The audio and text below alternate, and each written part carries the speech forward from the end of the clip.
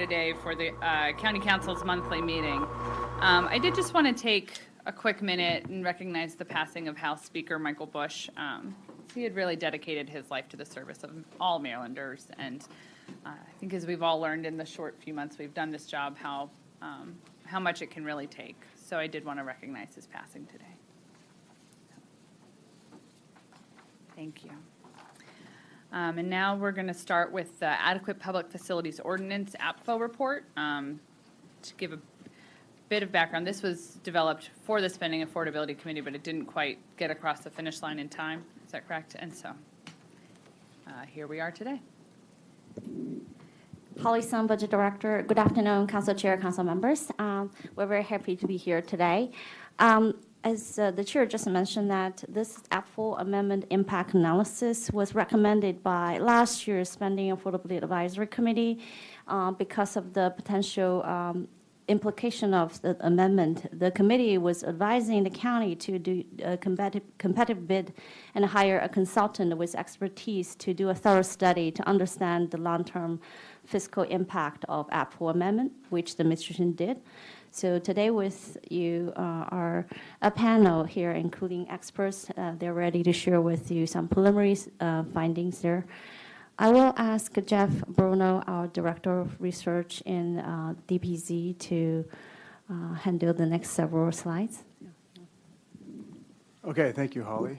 Again, my name is Jeff Bruno with the Research Division in DPZ, and I'm going to go through some of the projections that we gave Urban Analytics, Dr. Dean Bellis and his team, Richard and Ms. Ortemo. They're going to introduce themselves formally when they get started, but I wanted to go over the projections first so you get an idea of what they use for their model.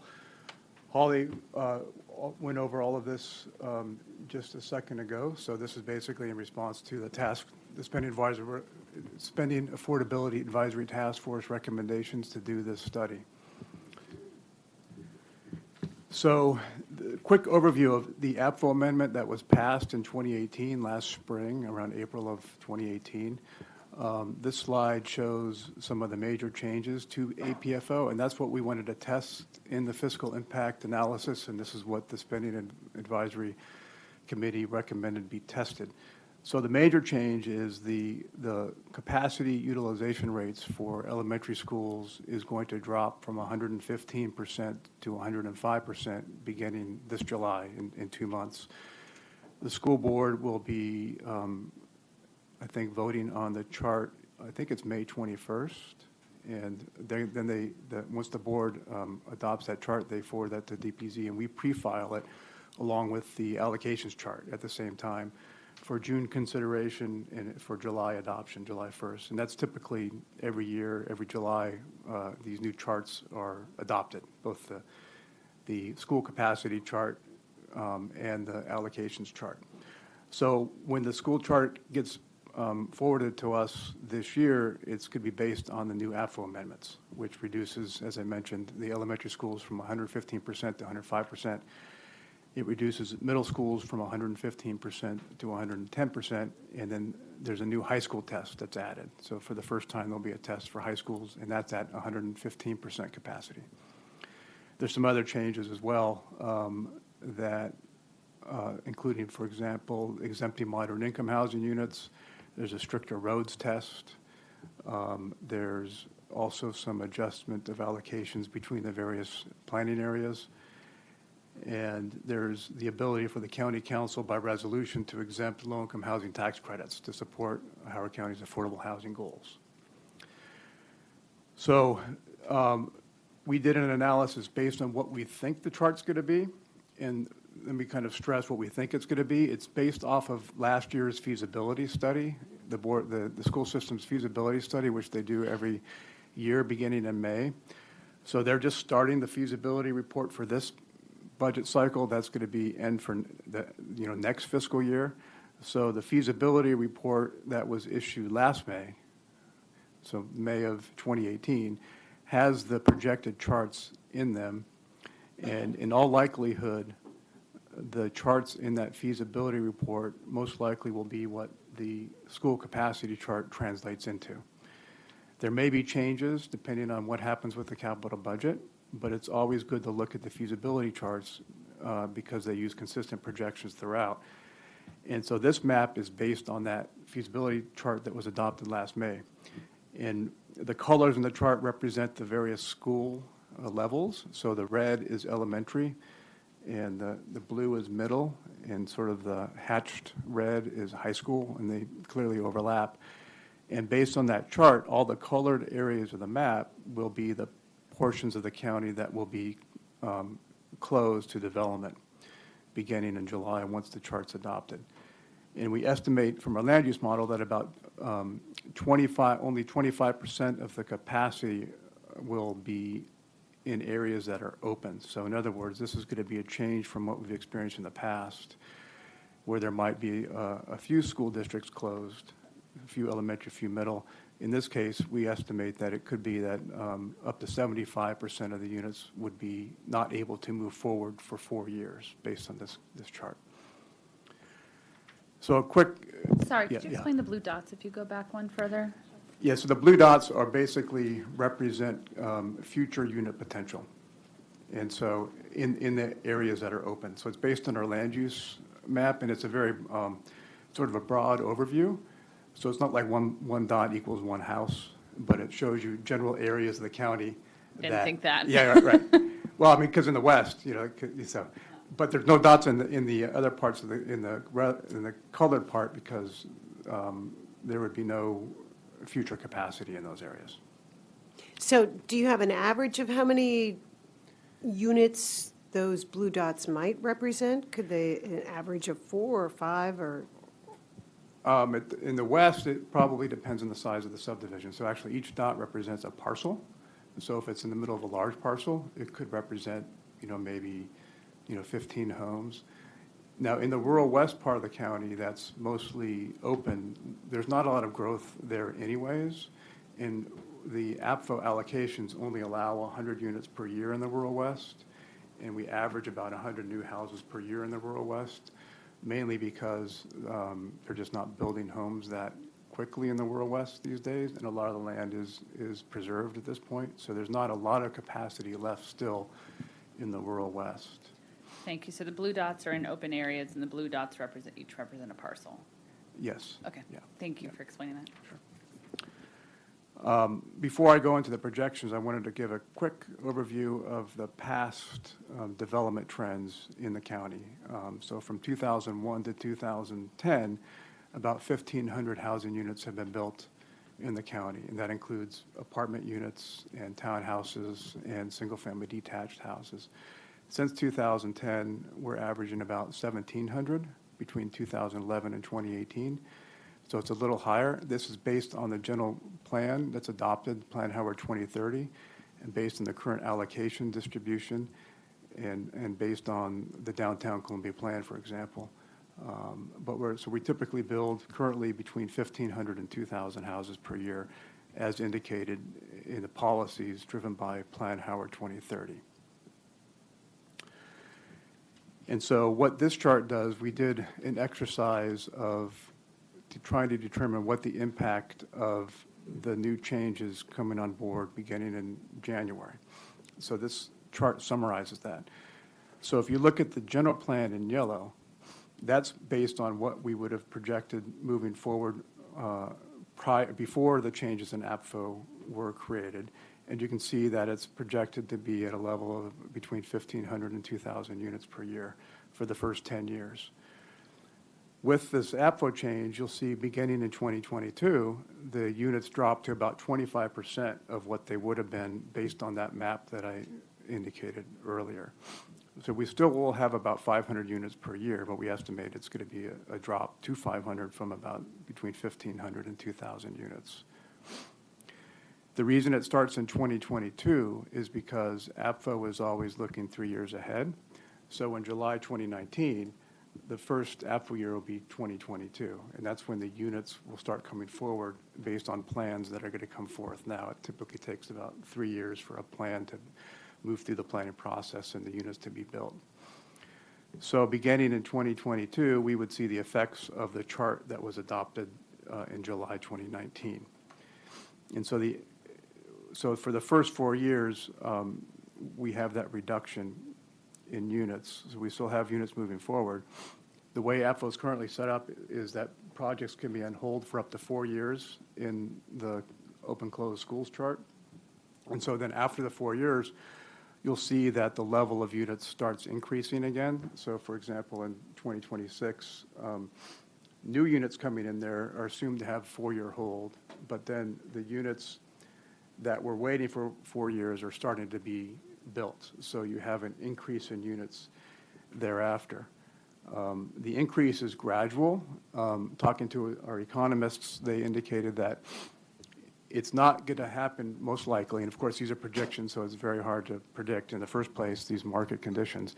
But they indicated it's not likely to happen that you're going to get a 4-year dip and then things are going to pop back up to the way they were. So you kind of have this rolling 4-year kind of moving conveyor belt. In likelihood, the gradual increase is going to be more gradual because either developers and landowners aren't going to begin the process because they don't want to wait 4 years, or they can't afford the carrying cost to hold the land for 4 years. So in all likelihood, this is going to put sort of a damper on new development beyond just the 4-year hold. So units sort of increase, but they don't increase as rapidly as they would otherwise do. This is the chart that shows that. So you can see sort of the sudden drop in 2022 when the chart goes into effect. These units are going to be on hold, and then you can see the increase compared to the general plan scenario, which is the blue line there. So it's a gradual increase.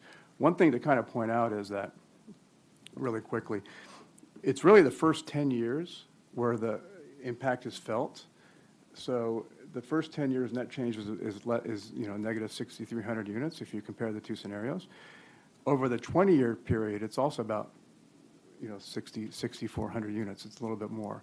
So as you can see, the general plan projections were already showing the county was slowing down after 2030 because of we don't have a lot of land left in Howard County, and it's based on the last general plan. Of course, when we do a new general plan, policies will be created, perhaps, or maybe not, that might, for example, if a decision is made to develop Gateway, for example, like downtown Columbia, then those outer year units could increase again. But based on the current general plan that's adopted and based on policies in place, the level of units being built over time is going to drop after 2030 relatively significantly. So the impact of this APFO is really the first 10 years of the next 10 years of the projections. So that's the housing units, and then from housing units comes population. So this is the change in population. It follows the same pattern. The first 10 years is about 15,000 housing units or people, 15,000 less people, compared to about 15,000 less people over 20 years. And then we did a chart on students to get an idea of what the impact of students may be. These student numbers are based on student generation rates that we received from the Howard County, the public school system, based on yields from new housing and by housing type, by location as well. We broke it up. We have a lot of different yields by location in the county, by housing unit type, and if you multiply the projections by those locations, by the type, you end up with these factors here. So it's about 2,600 less students over the 10-year period from new housing. There still will be growth from new students in existing housing, but this relates to the impact from new housing from a marginal perspective.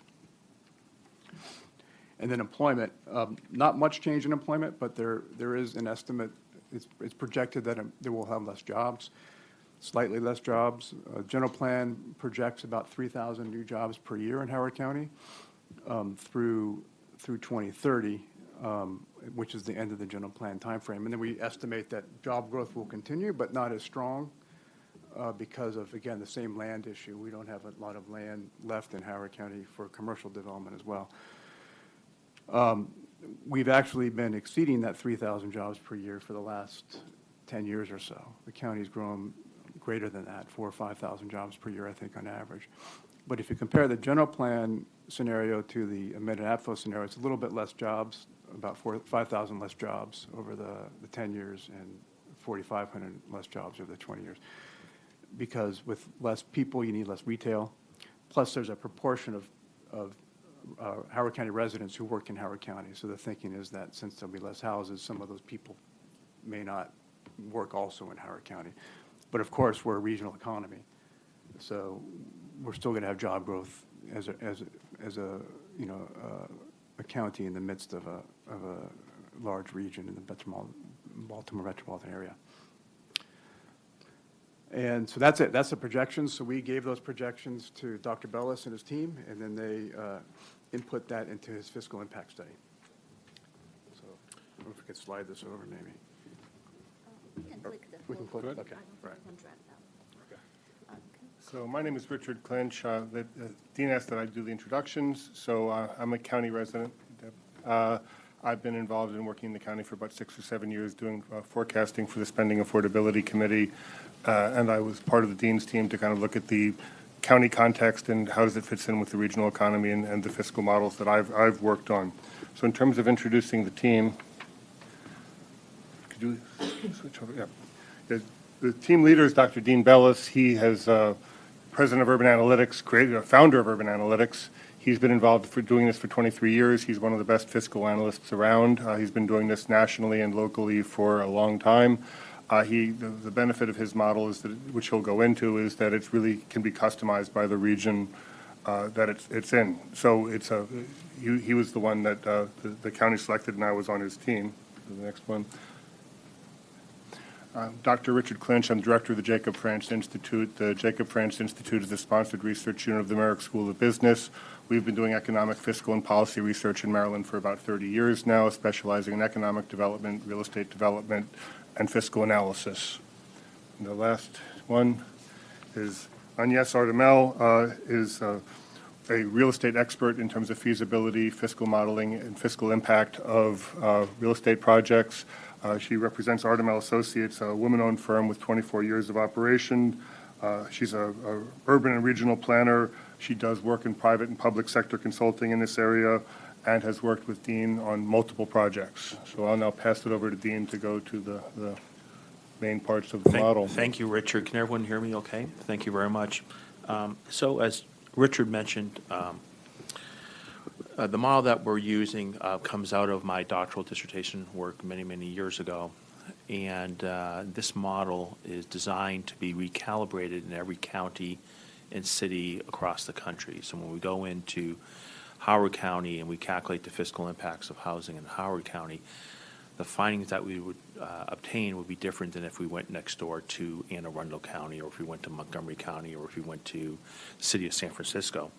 And the first step we do in every county we go into is we collect data from the county. And on this note, I want to thank very much Dr. Sun and Mr. Brownell and their team and all the department heads in the county who gave us quite a bit of information. We had a long list of data that we needed. We took all the data from the county, from every department, from police and fire to parks and recreation, public works, and so forth.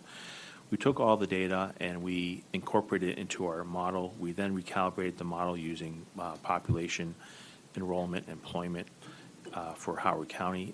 And we developed a series of multipliers which are specific to Howard County. So if you ever hear people talking about fiscal impact analysis, there are consultants across the country who use either national multipliers or regional multipliers. We're using multipliers specifically calibrated and generated for Howard County only. We created a series of templates within the model so that Jeff and Holly and their staff can look at those individual templates and see how every component of the model works.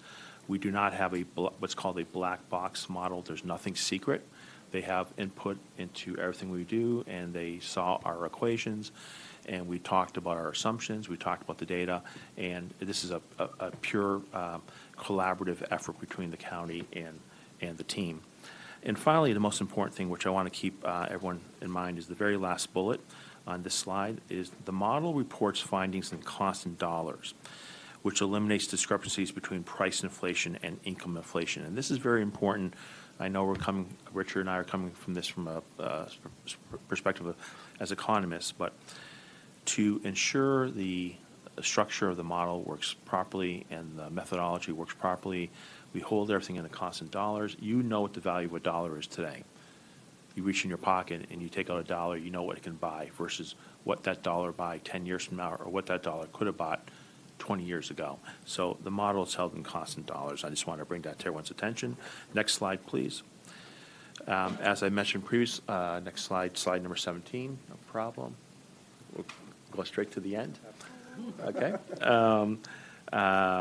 So for Howard County, as part of the scope of work, we have two analyses that we're conducting. One is the marginal impact analysis. This is the impact, the fiscal impact of new development, new residential housing units, new non-residential square feet that are planned to be built in the county over the next 20 years based on the projections that Mr. Brownell mentioned a few minutes ago. Second is what's called a prototype analysis. What is the fiscal impact of all land uses in the county, both new and existing? And as I mentioned, we've recalibrated the model specifically, again, to Howard County. So I want you to know that the findings here are specific to this county. And if we were to do this in another county, we'd most likely have different answers. Next slide, please. We now go into the fiscal impact findings. I want to take a few minutes. I know this is probably a little boring, but just to show you a little bit about the complexity of the methodology that we used. We developed a table here. And this table is on revenues, capital revenues, and operating revenues. We looked at all these categories of taxes from school surcharge tax, transfer tax, road excise tax, which are capital revenues, to the operating revenues, real estate taxes, personal income taxes, recordation tax, fire and rescue fund, and then all the other taxes that and revenue fees, fee structure that is brought into the county. And then you'll see that the multipliers, these multipliers that we've calibrated to the county, are either on a residential basis or a non-residential basis, and you'll see we put them either on a per housing unit basis, a per square foot basis, a per capita basis, or a per job basis. The next slide, slide number 20, we did the same approach for expenditures on the capital side. Your capital expenditures, which include pay-go, school surcharge and transfer tax for public schools, transfer tax for all other CIP, transfer tax for community renewal program, and then the operating expenditures, debt service for public schools, debt service for all other debt, non-school debt, the operating expenditures for public schools, and then all the other expenditures which range from all the other public services, police, fire, public works, and so forth. And the column on the right shows how we develop those multipliers. Next slide, slide 21. I want to take a moment here. I know everyone wants the answer, but I just think it's important if we just take a few minutes and go right to the methodology. You'll help to understand how we got to that answer, and I'm trying to talk as quickly as possible. Thank you. Here's an example of transfer tax, which is a capital revenue line item. We determined the median value of all housing units that are new housing units, including the moderate income housing units. We multiplied that value by the transfer tax rate of 1% on the new units. These are, since it's capital revenues, these are one-time charges. We also made an assumption using, in this case, we had to use national average because that's the best source of data, that on average, nationally, people move every 15 years. So we have built into the transfer tax analysis the new units will roll over every 15 years. We also made a determination of the apartment units. You know, it's hard to quantify when apartment buildings are sold, but so we use as a proxy variable 10% of new apartment units as the assumption for the transfer so that we can estimate transfer tax. We also calculated transfer tax on new non-residential square feet. And finally, the last bullet, unlike operating revenues and operating expenditures, which are annual revenues and expenditures, these are one-time charges. Capital revenues are one-time charges, just like capital expenditures, and so they're not compounded. And you'll see a table in the report that talks about in the slide that talks about that. The example of as we're starting to get closer to the answer now, so here's an example of the transfer tax. Under the With the amended AFO, we projected that there will be $143,606,859 in transfer tax revenue coming into the county on the new units over the next 20 years. Under the general plan scenario without the amended AFO, that revenue number would have been $194,877,286. So the foregone revenues by having AFO in place is a reduction in revenue, estimated reduction in revenue of $51,270,427 to the county over the 20-year period. We did the same analysis for the non-residential square feet, retail space, office space, industrial space, and so forth. With the amended AFO, we projected that revenue coming in from transfer tax alone would be a little over $32 million. Under the general plan scenario, without the amended AFO, it would be just under $35 million, a net reduction or foregone revenues of about $2.9 million. And then for the total, residential, non-residential combined, you'll see that the net foregone revenues are about $54.2 million. Now, we've done this to show how this plays into the model. We've done this analysis now internally within the model for every revenue category and expenditure category that you saw a few slides back. Another example is personal income tax. Personal income tax is an example of operating revenues.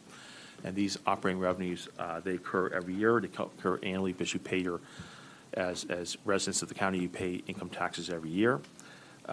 We determined the median value of each of the new housing units, including the moderate income housing units. We use housing affordability ratios to determine what would be the income needed for new residents to support a mortgage on these new homes. What would they need, income they need, household income to qualify. We use the tax rate, the local tax rate of 3.2%. And this revenue is compounded. That means every year these homeowners pay income tax to the county. If we turn to the next slide, slide number 24, personal income tax, of course, only applies to the residential sector. With the amended AFO, we are estimating, based on the new units that Mr. Brown now had shown in his projections, that the county will receive just under $652 million in income tax revenues over the 20 years. Without the amended AFO, under the general plan scenario, that revenue would have been just under $902 million. So the net reduction, the foregone revenues over 20 years, just under $250 million in personal income tax. The next slide, please. Looking at the expenditure side, we broke it out, as I said before, debt service for public schools, debt service for all other debt, and all other operating expenditures. What I've done here is we've prepared a table for you to show you just the steps about how we calculate debt service for public schools. We collected the data that's in the approved budget. Correct me if I'm wrong, Jeff, it's in the approved budget? It's actually this year's proposed budget. Proposed budget, excuse me. And you see for the high school, that came in at $138,696,000. And of that, we estimated that 75% of the construction of a new high school would be funded by the county and 25% would be funded by state aid. So based on the 75% of the $138 million, the county would have a bond or issue a bond of roughly $104 million for the school. That high school would have a capacity of 1,650 students, and on a per seat basis or a per student basis, you simply divide the 1,650 students into the county share of the schools, and that comes out to roughly $63,000 per student for the high school. We did the same approach for the elementary school, and with the school being $51 million, county share $38.2 million, and it came out to $63,800. Now, you'll know in footnote number 3, note that there are no middle schools currently planned, and there are no cost estimates are available. But for the model, we used elementary school as the proxy variable for the middle school, and as that data changes, we'll certainly change Yeah, I that. just want to add quickly. I did go over the weekend because there's no, as Dean said, there's no new middle school planned in the current budget. But we go back, and the last one finished is Wilder Lake Middle School replacement. That one is $42 million. So for them to use $51 million, I think it's a reasonable proxy. Thank you very much, Holly. So based on the chart that we just looked at on slide 25, we turn to slide 26. Thank you very much. And under the first bullet, I think I'm just going to read this only because it'd be a little bit easier. The cost to construct a new school is divided by the design capacity of each school. For a new high school, the estimated capital cost per seat is $63,044. The debt service to amortize the construction cost per seat is equal to $4,813.71 per student over 20 years annually.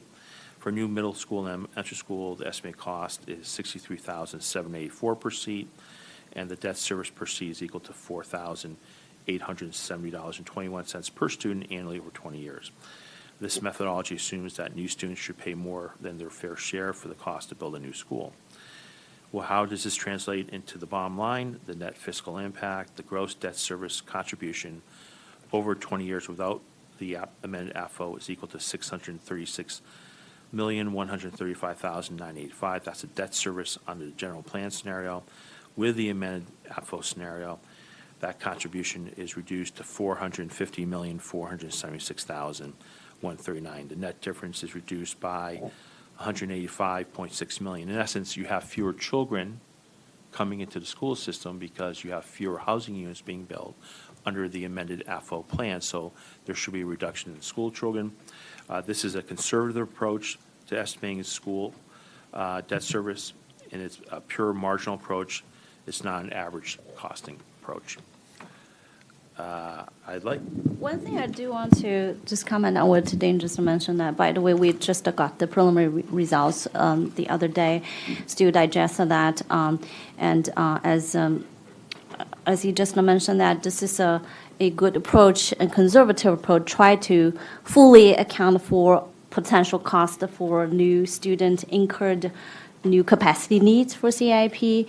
In reality, this one basically assume any single new pupil generated from the new house will need a new school seat, new capacity of CIP. So it really doesn't account for redistricting, and also doesn't account for the fact in reality sometimes because of the funding constraint and also the time taken for construct the project, you may not need day one and 100% of the cost. But in their model, which I think is good, they did a conservative approach. They assume the cost occurred 100% and day one for that. So that's what's factored in their model. It's a conservative approach. So these numbers will change, obviously.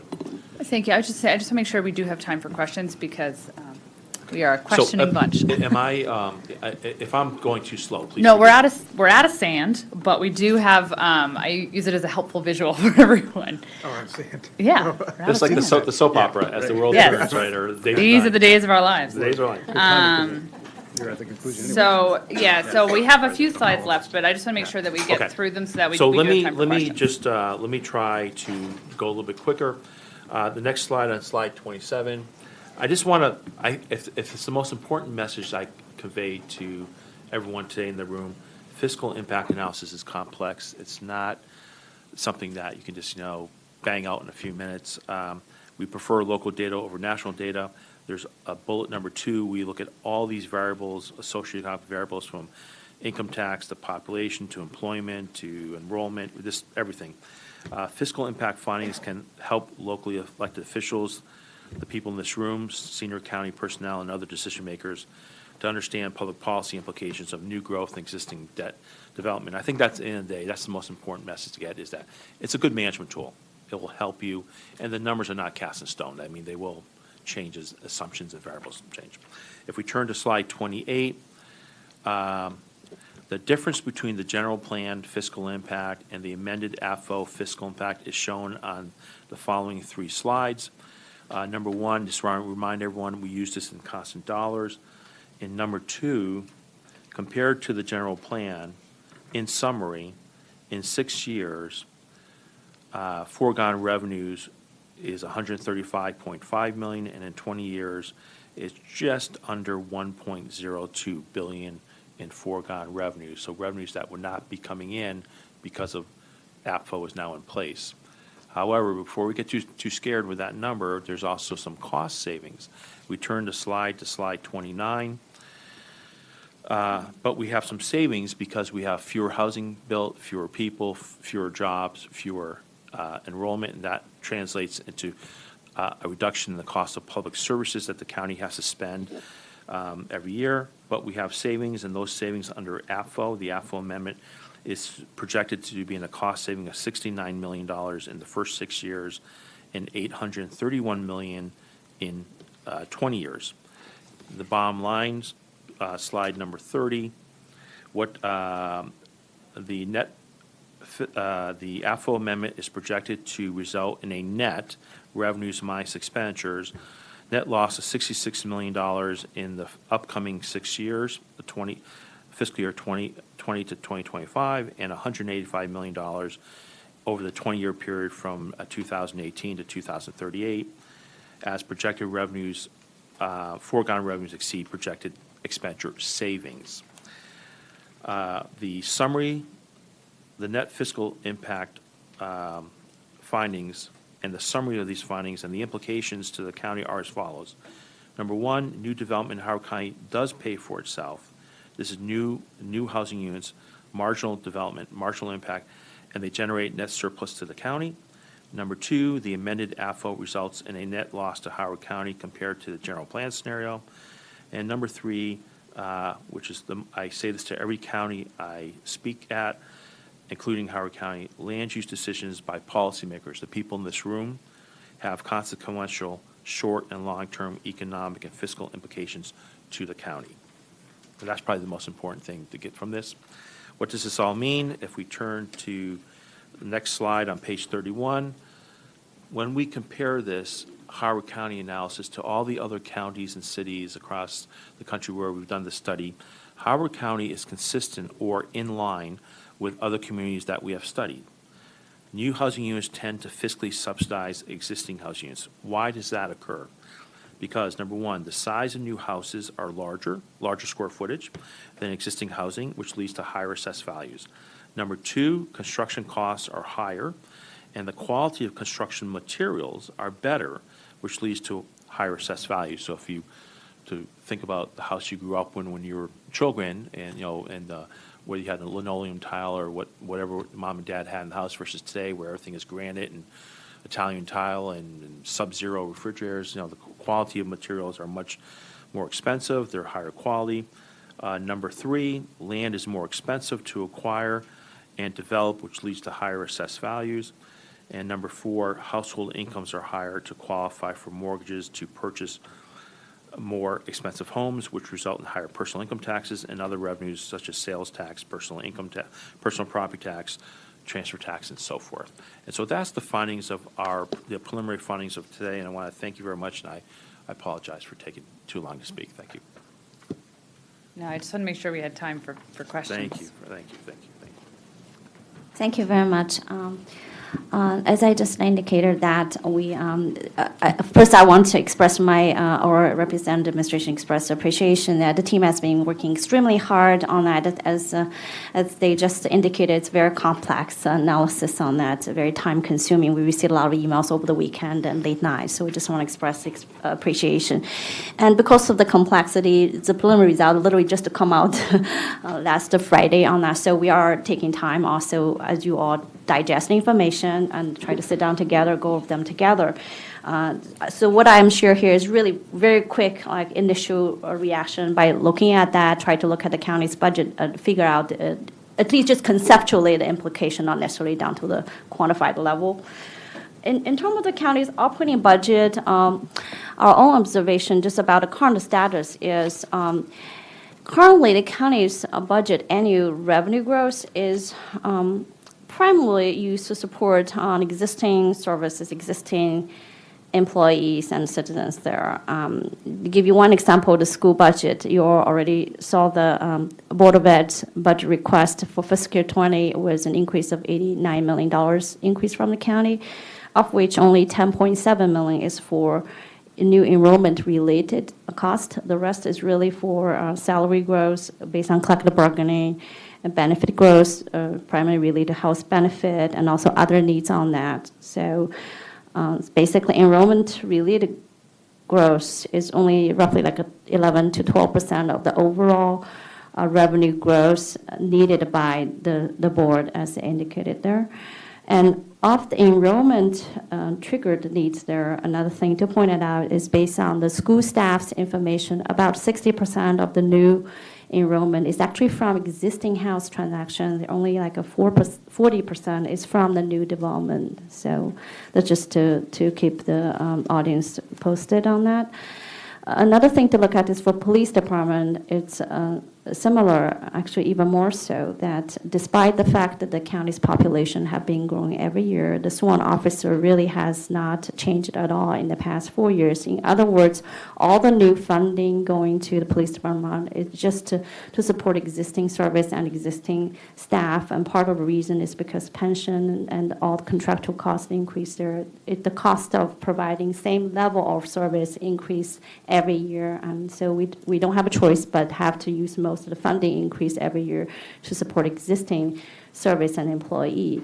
So a potential implication is that if there's a sizable slowdown of revenue or foregone revenue based on the budget Apfo amendment compared to the original general plan scenario, then that means that it will impact the ability to support existing service and employees for the operating budget. Our capital budget is very similar, and maybe even more so, because there are multiple designated capital funding. They are heavily reliant on new development. For example, school surcharge is 100%, and road exercise 100% rely on new development.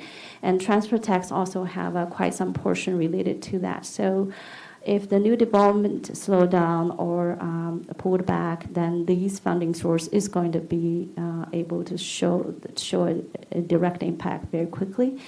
Another thing is that historically, the county has been already issued a lot of bond that's to be supported by those debt resources there. So some of the capacity has to be primarily used to support those historical debt. So if these funding resources get reduced, then it actually impact our ability to pay off existing debt. Using school surcharge as an example, based on the Apfo amendment scenario, not only we have no new capacity to support any new capital project from that resource, but also we are going to have a $23 million deficit in that fund, basically not enough to pay off the existing debt issued years ago. And as a result, at some point, we have to go to general fund for funding to do that. So that's just a very quick reaction or understanding about the potential impact. I will hand it back to our consultant to talk about the next steps. Yes, and Very make it- quickly. Thank you. Right. Thank you. As you've heard, fiscal impact analysis is very complex, and we've spent a little bit longer than we expected to get to this point because the model has been entirely customized to Howard County in terms of inputs, multipliers, and structure. So since we've just arrived at our results last week, we're going to spend a couple of days fine-tuning and making sure everything's absolutely right. And then we need to do step 2 of our marginal analysis, which is to take the county-wide result, which we've shown you today, and allocate to the 5 planning areas in the county. We're going to use the same structure, but customize all the inputs to what is actually going on in each of the 5 planning areas. Once we've completed that, we'll write a summary or executive summary report so that you'll have some explanation to go along with the numbers, help you make some decisions. Then we step back and complete the rest of our task. The next interesting step is the prototype analysis, which will analyze fiscal impacts by type, by land use type. So for example, for residential, the results are different for single-family versus attached versus multifamily, and for commercial, they're different between retail, office, or other commercial uses. Then we do a countywide analysis using existing population, housing, and employment data. And finally, we'll do the complete report for this study with detailed explanations, derivations, data sources, references, and everything. Thank you. And when will the report, when's the timeline for that report to be completed? The executive summary of this first part, we're planning for April 30th, and the final detailed report would be late May. Under the next steps, the final, they would be complete by late May? Right. Okay. Thank you. Let's open it up for questions. Mr. Jones? Yes, I have a couple of questions. Thank you, by the way, for all the work that you've done. I like numbers, so all this looks good to me. But I do have a couple of questions. It wasn't really phrased like this, but as I'm looking at it, and I'm looking at your summary, basically what you're saying is, in a nutshell, that the gains, the net loss and gains, is about, what, looks like about $9 million and change a year, $185 million over 20 years, minusing the revenues and expenditures. So the total net fiscal surplus is $185 million over 20 years. So my question is, you're not looking at it as a loss, but you use the word net loss. So I guess I'm just trying to understand that. So it's not like a loss as in losing money, but it's just a loss as in slowing down gains. They're foregone revenues, and so we debated this because, in essence, these summary slides really are a summary of a very, very big model that shows every line item in every category. But what's happening is under the general plan, you're expected to generate X amount of revenues. You have Y amount for public services. We do the same analysis with the amended AFO, and so these slides are just the difference between the two. So instead of showing the aggregate numbers, one person earned a $100,000 salary, another person earned a $150,000 salary. We show the difference in salary was $50,000, then the cost of expenses was X, and the net answer is Y or Z, and that's what we're trying to do. So I apologize if there's a little confusing with these slides, but okay. That's good. Thank you so much. Good. Ms. Young? I noticed on slide 25 that you had school capital construction cost estimate with a high school capacity of 1,650. We don't have any high schools in Howard County that have a capacity of 1,650. And given that, from what we understand, high schools cost $120 million to build, it seems to me that maybe we would require a second high school under some of these scenarios, which then might have a huge impact on the analysis. I was just, Let me, that's a two-part question. Yes. The first is, we got the data, we met with the school department, they gave us a big binder with all the data you can possibly imagine on, every school and costs and whatnot. And there's, in that binder, they're saying for a new high school, they'd like to see 1,650. 13. Okay, if you don't have it now, no, we there's no- don't. We there's don't no have any. reason for me not to Well, doubt that. we have a school that has 1,650 kids, but they shouldn't be having 1,650 Right. This kids. is But 13th 13 will have- high school. 13 high school, 130 million, 1,650. 16. Okay. Right. And then with the Hammond renovation, new. we'll be at 14. Right. And so what we're going to do in the next step that Anya talked about, we're going to attempt to answer that question about whether or not we can project how many new high schools we would need or new middle schools Right. based on the student enrollment. We just haven't gotten there yet, but that's in our, one of the things we're going to be looking into. Yeah, that seems like a critical Yeah. part of this whole equation, not knowing how many middle schools we'll need, how many high Right. schools we'll need, how many Absolutely. elementary schools Yeah. we'll need. Right. Because we could be at a big net loss. Right. Depending, even with the amended APFO. And then I had another question, Dr. Sung, for you, because your phone, but your last couple of slides, or I should say, I guess your slides, seem to be pushing in the direction of, well, we're going to have a loss here, and so maybe the county council should be reconsidering the APFO. And as the director of budget, I'm trying to understand, does this mean that the county executive is changing his position from where he was when he voted to approve the APFO? No, I want to talk about my slides first and then hand it back to Jeff, talk a little back to your early question about how many high school part on the calculation, okay? So first on the position, at this point, I don't think administration has any position part. We just see the results there, try to understand the results there. So I'm just basically talk about the number itself, what does that mean? So what I try to say is that even without this study on that, if you look at the current budget, my understanding is the annual operating budget and capital budget, the new funding is actually primarily used for existing service as a fact on that. So if the revenue slow down quite a bit, that's going to impact there as a plain fact on that. That's that part.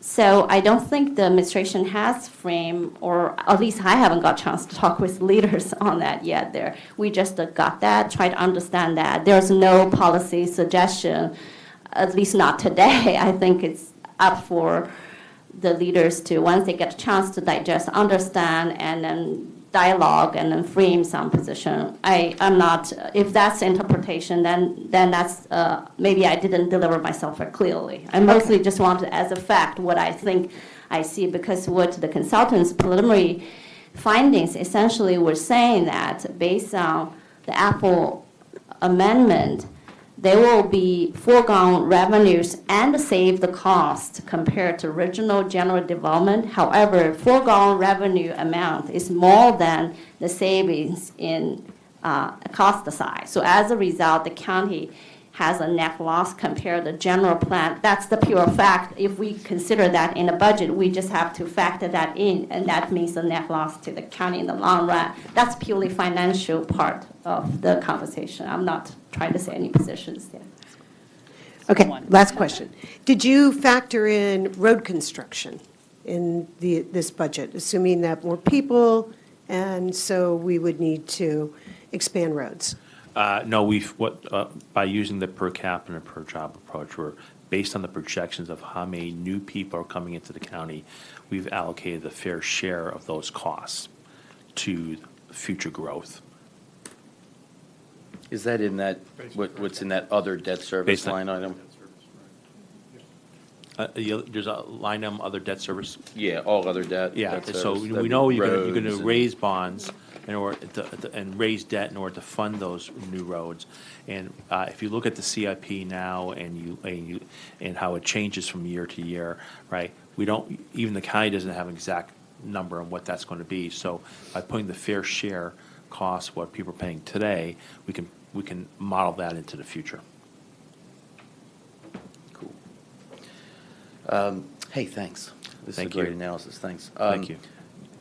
Can we get the underlying assumptions that you used, like average household income, average home price? Well, we're going to put that in the report, but for the final report, which will probably be, will be a large report, you'll have everything. For the executive summary, we can put in a few tables that have, average be great. values and whatnot. We can do that. Because I started to do just the general math, but some of the ones that are progressive, you can't just take the 6-year divided. Yeah, it's You almost need year for year. Right. On the debt service savings for the schools, is that just the county portion, or does that The county assume portion. the 50/50? Because we're out of the cost of the slide here, where you see $138 million for the high school. We only figure out the debt service on what we think is the county's funded, which is $104 million. We've estimated that 75% of the county will pay for that, and so it's only on the county's share. So you're estimating 75%. Yes, sir. Okay, so if we stay where we've been, and where we hope to continue to be at more like the 50-55, then that incremental savings could be less. I can tell you the debt service will be less. If the structure changed where the county either only paid 50% or 55, then we have lower debt service.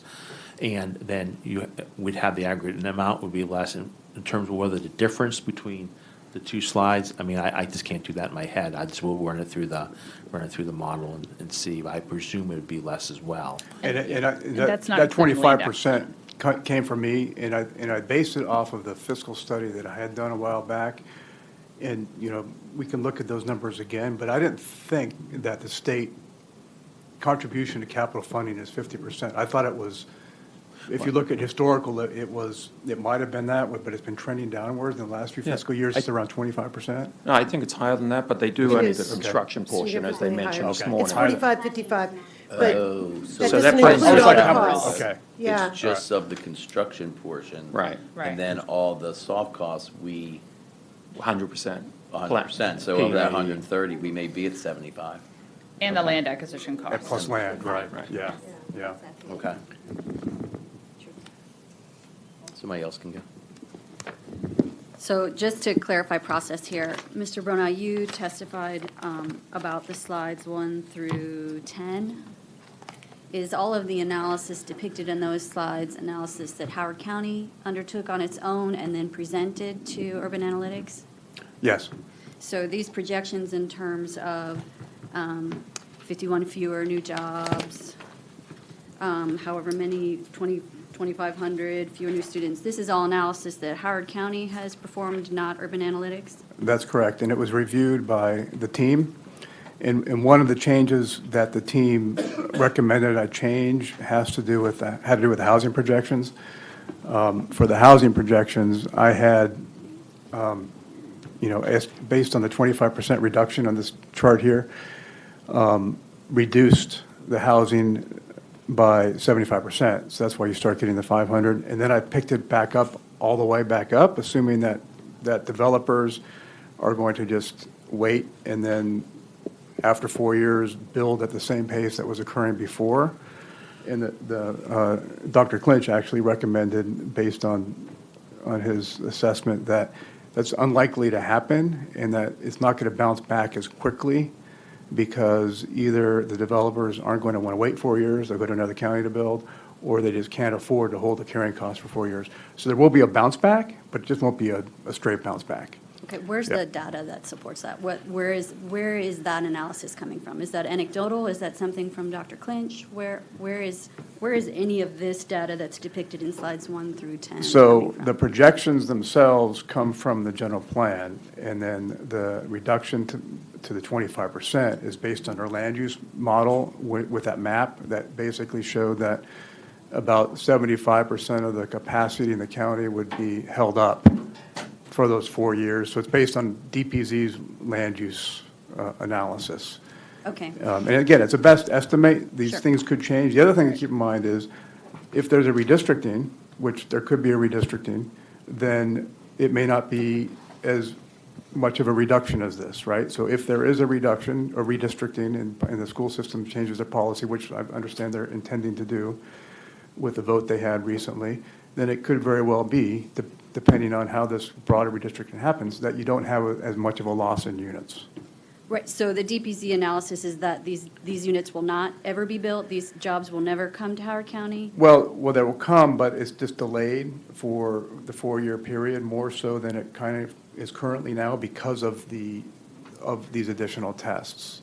Okay. So they will come, it's just slowing things down. And it really is the first 10 years is the impact. Okay, I think at the beginning of the presentation, you explained to us that the feasibility study from last year forms the basis for the projection for this year's schools charts? Right, yes. Where in the time frame is the analysis that Urban Analytics has done? Is it based on a 2018 feasibility study and upcoming school allocation charts? Is it based on a static view of where children are attending school now, or does it take into consideration that a new high school will be built, or that redistricting may reallocate children across the county? So it's based on last year's, or the latest feasibility study. They're about to come out with a new feasibility study in May. So it's based on the latest feasibility study that we have. And it's based on the assumption that redistricting does not occur. Okay. I have one more question. I promise to be fast.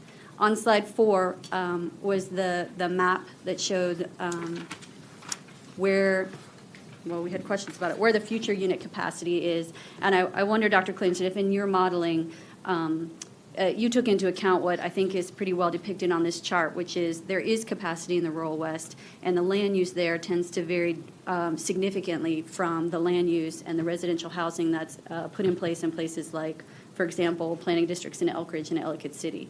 They are larger lots, or if they're not larger lots, they certainly tend to be larger homes and filled with people who can pay higher income tax because they're paying higher mortgages.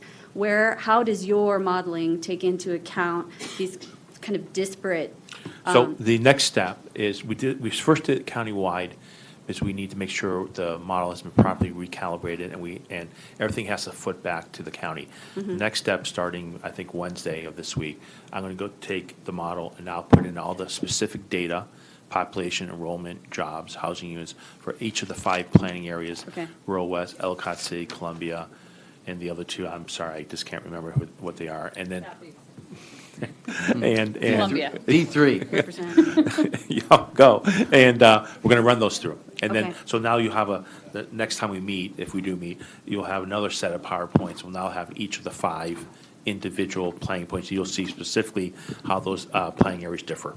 And we can give you I can give you the spreadsheets now. Yes. Which basically shows the pace of housing in the rural west, and it gets to, some of the assumptions, what's the cost of the house, how big are the homes for excise tax and things like that. We broke it down by 5 planning areas, which is, Elk Ridge, Columbia, Southeast, Ellicott City, and rural west.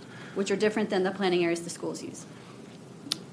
Yeah, they have districts or regions, yeah, it's a little different, right? Yeah, I would certainly, I echo Council Members Youngman's request for the information, particularly student generation rates received from Howard County Public School System based on yields from housing types, locations. The council received this spreadsheet or this presentation over the weekend. So we do a better job at asking better questions if we have time to prepare. So the further in advance that we can get materials in advance of these kinds of hearings, I think the better off we are to make use of this kind of proceeding. Will those, just before we move off the topic, will those different districts have sort of different assumptions? It's a different housing demographic. It might have more or less kids coming out of those housing units, different income levels, okay. Yeah, were you, the student generation factors, did they change by planning district? Yes. They do. Because like a house in the west is going to be more expensive. Right. Higher income tax, Yeah. almost all Yeah. of them are going to have a That's couple right. kids. Right. In the east, a little bit lower revenue numbers, but maybe 1 or 1.5 kids. Yeah. So and I don't Yeah, know. so, And then really quickly, so I had asked the school system, the planning group in the school system to generate student generation rates for new development, not for standing yields, but new development, because it's typically higher for each of those planning areas. So they went back and tried to make it consistent. So I have that data too, we can share with you, yeah. My question is really, I guess it will go to this tool, but pretty soon, hopefully, we'll see what happens today. The council will have to look at increasing our school will hopefully have the ability to look at increasing our school surcharge tax.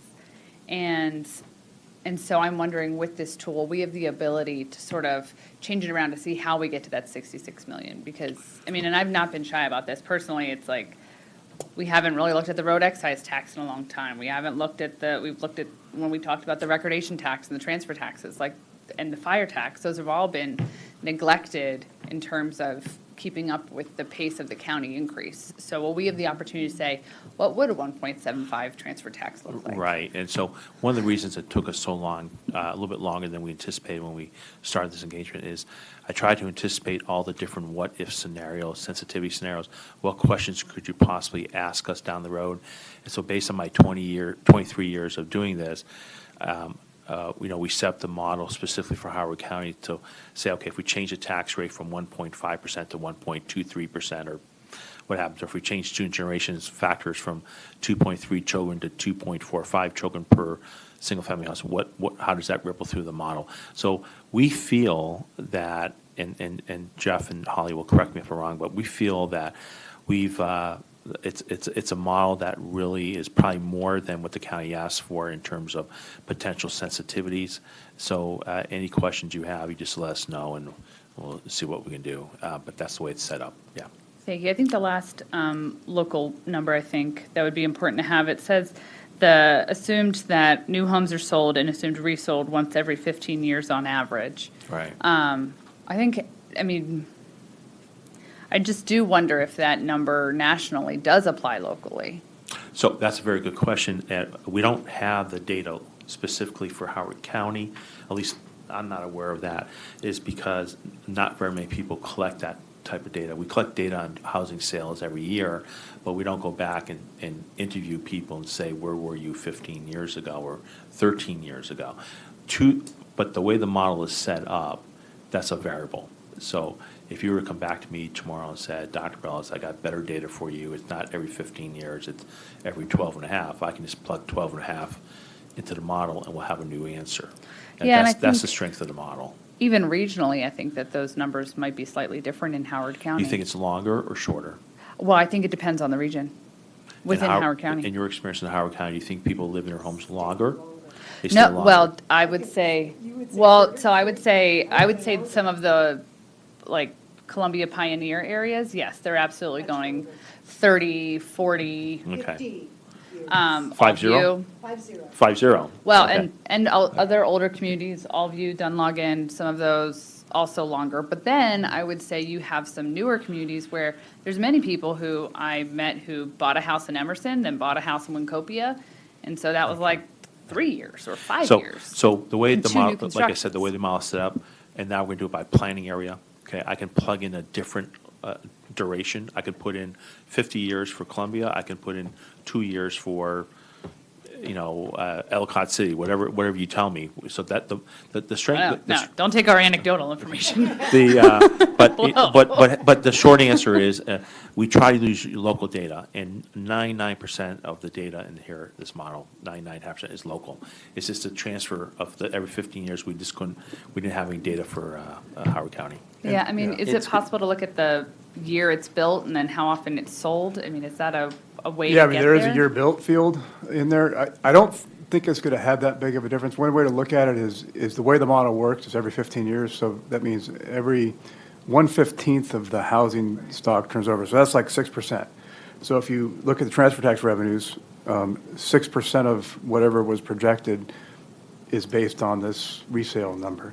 So if you were to double it to 30 years turnover, it would be 3%. So you can kind of get an idea of the sensitivity of that. But yeah, we can certainly look, it would take some time, but you could look, you could look at housing sales data, because it does have a year-built field. I think Time, the money, data active. is- Right, The data would be available, just like the school system had to sort of rebuild it a little bit, but it's going to be different for the different types of housing stock. I mean, once somebody lands in their house that we're all in now, I mean, that hold's going to be 20 to 40 years, but, a condo in, Hanover could be 3 years. Right, like the sort of starter home progression. And then maybe that is how you get to 15 years on average for this the national average at 15, because you have some people who are there 30 and some people who are there